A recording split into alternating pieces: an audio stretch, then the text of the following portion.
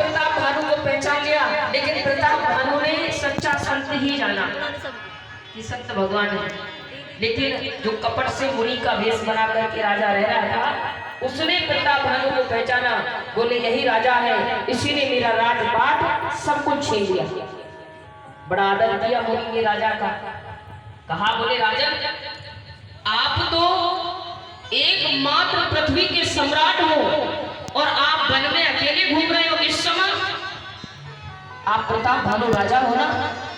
तो ने कहा महाराज, हम अपनी योग दृष्टि से देखकर बता रहे हैं कि तुम ही प्रताप भानु राजा हो। हम तो राजा समझ गए, बोले महाराज जी बड़े पहुंचे हुए, योग दृष्टि इतनी खुली हुई है कि देखकर हमको पहचान लिया, लेकिन नहीं जानते थे कि वो वही राजा था कि जिसका राजपाट प्रताप भानु ने युद्ध में छीन लिया था। अब तो चरणों में गिर गए, बोले महाराज कृपा कीजिए, कृपा कीजिए। अब महाराज ने राजा को आसन दिया, भोजन कराया, ठहरने की व्यवस्था हुई, दोनों बैठे और वहां वार्तालाप शुरू होती है आपस में। बोलिए गोविंद भगवान की। और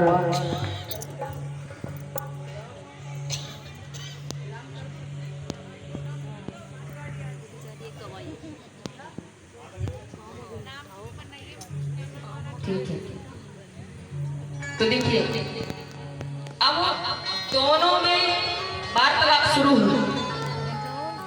कहने लगे महाराज देखिए, आपको पाकर के, आपका दर्शन पाकर मेरा जीवन धन्य हो गया।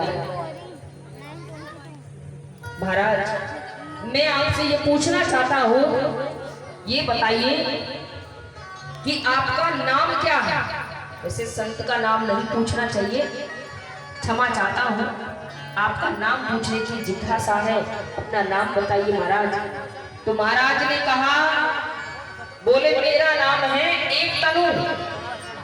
एक तनु का क्या मतलब होता है?